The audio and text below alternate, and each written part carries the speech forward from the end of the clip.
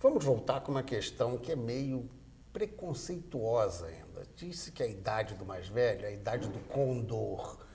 E aí eu pergunto para a Márcia Rosenthal, é inevitável a existência de problemas? A gente brinca no condor, porque o sujeito começa a falhar, a ter dor. É inevitável que haja um decréscimo realmente no mais dor? O que acontece com a pessoa quando envelhece? Bom, do ponto de vista cognitivo, né, o que o envelhecimento ele traz? Basicamente, o que ele traz é uma lentificação dos processamentos, quer dizer, o idoso ele realmente é mais lento, não só fisicamente, mas na maneira mesmo de processar, e uma função que a gente chama de memória de trabalho, que é a capacidade de manter as informações online para resolver problemas. Com isso, o idoso ele é mais lento para resolver problemas novos. Por outro lado, ele traz consigo um cabedal de experiências muito grande, quer dizer, de formas de resolver problemas que ele já sabe, e o que a gente acaba vendo em testes, por exemplo, é que o desempenho do idoso e do jovem acaba não sendo muito diferente, embora cada um tenha formas diferentes de lidar com o problema. Quer dizer, o jovem tem que inventar uma solução. O idoso, em geral, ele já conhece os caminhos que levam a essa solução. Em relação à memória, as queixas de memória são muito comuns. A maior dificuldade do idoso realmente é em estabilizar esse material para ele conseguir guardar.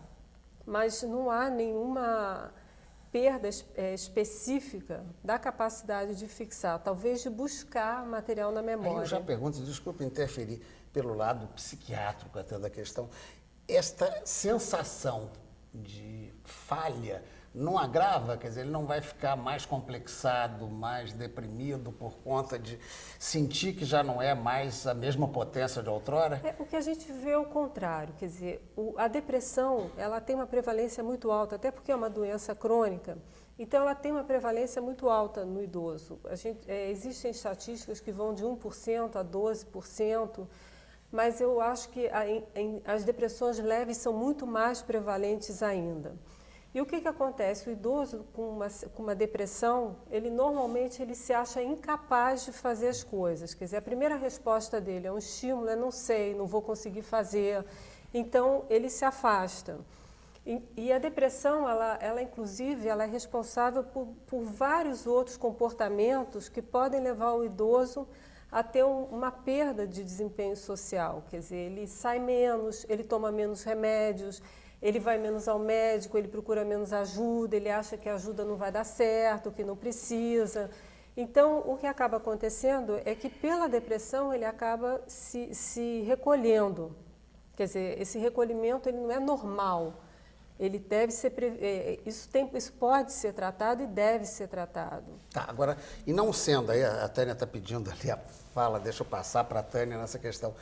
As soluções para isso. Ela está apontando a questão da depressão. Claro que existe um tratamento específico no campo da psiquiatria. Mas e nesta coisa da demanda do trabalho com o idoso? Eu queria voltar a essa questão que você levantou, né, em relação ao confronto com as falhas de memória. Na verdade, quer dizer, a gente estava conversando até aqui no intervalo que o envelhecimento ele acontece, quer dizer, a gente não envelhece depois dos 60, é um processo, né, desde o nascimento. E a gente começa a se confrontar com essas mudanças próprias do envelhecimento, alguns aos 40, outros aos 45 anos, que a gente já começa a perceber essas diferenças na memória de trabalho, na velocidade de processamento da informação. E muitas vezes, nessa idade, aos 45, aos 50 anos, pessoas que vamos dizer assim, estão no auge da sua carreira profissional, que trabalham, vamos dizer assim, que têm um excelente desempenho intelectual, começam a se confrontar com mudanças nessa capacidade cognitiva. E aí começa a gerar ansiedade. Né? E as pessoas perguntam, o que significa isso? Né? O que significa, muitas vezes, a gente vai avaliar o indivíduo que nos procura, faz testes, o que a gente muitas vezes observa é o quê? Que são apenas mudanças, as mudanças próprias, né, da idade, faz com que o indivíduo ele se estranhe. Algo está acontecendo de novo. E o que está acontecendo de novo, muitas vezes, é só a mudança própria. Na medida que ele entende esse processo, que começa a sair da tensão e da ansiedade decorrente dessas dúvidas, desse questionamento, o desempenho dele, na medida em que vai sendo orientado, volta vamos dizer assim, a melhorar, de tal forma que ele, sendo orientado para que ele crie novas estratégias para lidar com essas mudanças. Quer dizer, a solução seria a atividade. a atividade e o entendimento sobre o processo. Isso é Certo. fundamental. A consciência da consciência. questão. O que muda com o envelhecimento? Então, na medida em que as pessoas têm mais consciência disso, tem a possibilidade de desenvolver novas estratégias. Já ajudaria para não ficar deprimido, pelo Exatamente. menos. Né? E eu perguntaria ao Paulo Farinati, do ponto de vista da... Eu brinquei aqui no início da volta do intervalo com o negócio do condor, né? Articulação, não sei o quê. O que pode um idoso, claro, com as faixas de idade, o que ele deve fazer? É dança ou mais o quê? É difícil dizer o que o idoso deve ou não deve fazer, o que pode ou não pode fazer, mas algumas coisas são notáveis fisiologicamente, né? Fisicamente, você falou do condor, com o processo do envelhecimento. Quer dizer, Porque não é só questão de memória, às vezes o físico, músculo, né? Primeiro, uma diminuição importante da força muscular, né? O que tem a ver também com desuso, com o abandonar das atividades do cotidiano, e isso tem alguma coisa a ver também com o que a Tânia e a Márcia estavam falando. A diminuição da capacidade de trabalho, de forma geral, de produção de energia para o trabalho. Só que isso, muitas vezes, é confundido pelo mais jovem de uma forma que apenas reforça o que elas estavam falando. Por exemplo, o idoso ele perde força muscular, ele realiza muitas vezes uma tarefa com menos velocidade que a pessoa mais jovem. E aí a pessoa idosa se vê permanentemente ajudada sem necessidade. Não porque ela não consiga fazer uma atividade. Eu ajudo uma pessoa idosa a entrar do carro, sair do carro, subir no ônibus, descer do ônibus, subir uma escada, etc. Não porque a pessoa não possa, mas porque eu não tenho paciência de esperar.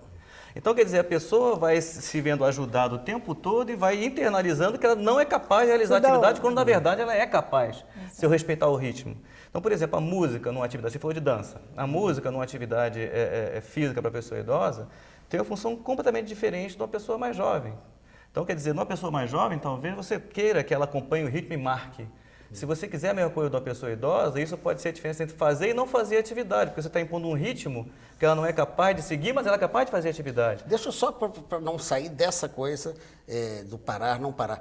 Por exemplo, ginástica, essas coisas, é recomendável? Sim, é claro que é recomendável. Para não ficar... É claro que é recomendável. desuso. Agora, a embalagem pela qual você vai apresentar a atividade é diferente em que você vai apresentar para uma pessoa mais jovem. A estrutura motivacional, por exemplo, de uma pessoa idosa que procura um programa de atividade física é completamente diferente de uma pessoa mais jovem. Então, você não pode apresentar da mesma forma a atividade. Se você quer dizer, eu costumo dizer que hoje, talvez a atividade física, nutrição e outras coisas, a atividade física, que é a minha área principalmente, não é mais um problema médico, um problema fisiológico, um problema... É muito mais um problema didático-pedagógico do que qualquer outra coisa, porque o conhecimento está aí. Mas como que eu vou criar estratégias para atrair a pessoa para esse tipo de atividade e mantê-la aderida? Porque dificilmente a gente vê uma pessoa fazendo atividade física pelas razões que foram apontadas aqui. Uma pessoa que procura um programa de atividade física e mantém-se aderida, não é para prevenir hipertensão, não é para prevenir diabetes, não é para prevenir nada disso. Embora ajude.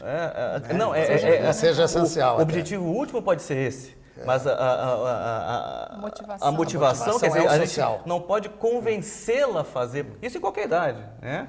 Eu não conheço uma criança que faça atividade física para não ficar diabética do tipo 2 quando tiver 60 anos. Nenhum jovem. E você pegar uma pessoa de 75 anos e convidá-la, olha, sai da cadeira, para de fazer o tricô, você está feliz, mas para de fazer tricô para fazer atividade para não ficar hipertenso. Não tem lógica. Né? Então, quer dizer, como atraí-la? Né? E aí, outras questões que a gente pode discutir acabam entrando. A questão intergeracional que a gente estava falando no intervalo, a questão, quer dizer, como... E aí, a tua pergunta não tem resposta. Qual é a atividade ideal? A atividade ideal é aquela que ela quer fazer. Tá. Então, eu tenho que criar condições para que a pessoa idosa possa se realizar através da atividade que ela quer fazer. Eu tenho que oportunizar. De qualquer maneira, vai ter que ser ou não específica. A Ana pediu aqui, eu já estou interferindo na sua interferência. Não, uma coisa que me preocupa, Paula, é com essa questão do envelhecimento ativo, a promoção do envelhecimento ativo, o envelhecimento bem-sucedido, é que hoje, juventude, que é uma fase da vida, está virando uma meta a ser atingida pela população idosa. Então, hoje é imposto à população idosa. Perfeito. O envelhecimento bem-sucedido é aquele que os idosos vão no baile da terceira idade, que eles fazem hidroginástica. O que é ótimo que eles façam, mas desde que eles queiram fazer. Exatamente. Então, acho que está havendo uma certa confusão, como essa indústria de cosméticos para a pessoa mais idosa, como todas essas atividades físicas estão sendo muito mais impostas do que até convencidas as pessoas, se elas estão realmente conscientes, né, de que elas querem fazer. Isso é um pouco ruim, quer dizer, eu compreendo que isso tenha acontecido, a gente pulou de um lado do cavalo para o outro. Então, é outro estereótipo, outro preconceito. O envelhecimento era visto como uma dependência, fragilidade, identificado com fragilidade, com dependência. E aí você pula para o outro lado do cavalo, que o envelhecimento bem-sucedido é identificado com super idosos. O jovem. É o idoso no jet ski, na Harley Davidson, na moto, que não sei o quê, que viaja. Quando, na verdade, a gente tem que voltar para cima da cela. Né? O envelhecimento bem-sucedido é aquele envelhecimento que a pessoa continua a ser capaz de realizar-se nas atividades do cotidiano. Para isso, precisa se preservar um certo potencial fisiológico, potencial físico. Né? Mas a medida de sucesso de um programa de atividade física para idosos, por exemplo, não pode ser a melhoria da força. Não pode ser a melhoria da potência aeróbica, da capacidade cardiorrespiratória. A pessoa continua feliz fazendo o que ela quer, se envolvendo socialmente através da atividade física, outra coisa se tu quiser. Fazendo tricô na academia. Exatamente, não tem nada que obrigue. Nem todas as pessoas têm que ser fisicamente ativas, elas têm que ser felizes. Mas é um ponto seria que dignidade. Realização. Realização, a autonomia dignidade. passa por isso. Tem relação com o resgate do próprio sentido existencial. Percepção do seu bem-estar. Percepção do indivíduo, né? O que é importante para ele na vida dele, Exatamente. né? Quer dizer, e é lógico, ele ter acesso a informações qualificadas, até para fazer melhores opções. Para fazer escolha. E não ficar fechado em estereótipos do passado, que muitas vezes a gente também, hoje a gente lida com isso. Poxa, não, a minha avó era assim. Então, muitas pessoas tendem a repetir o modelo que você teve na sua casa. Então, você fica preso a isso. Agora, por outro lado, essa tendência novos agora... estereótipos, que também são estereótipos. Então, também são uma visão preconceituosa. Com certeza, mas cabe esses espaços de reflexão, né, espaços específicos para trabalho com idosos, isso. Um dos pontos é esse, a reflexão sobre qual é o nosso papel, o que a gente está fazendo aqui, o que eu quero fazer da minha vida. Né? E aí, deixa antes de ir para o intervalo,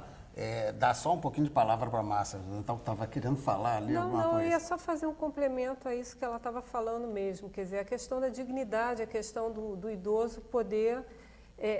porque a sociedade acaba empurrando o idoso para um estereótipo, espera que ele cumpra aquele estereótipo e ele acaba assumindo um papel que necessariamente não é o dele.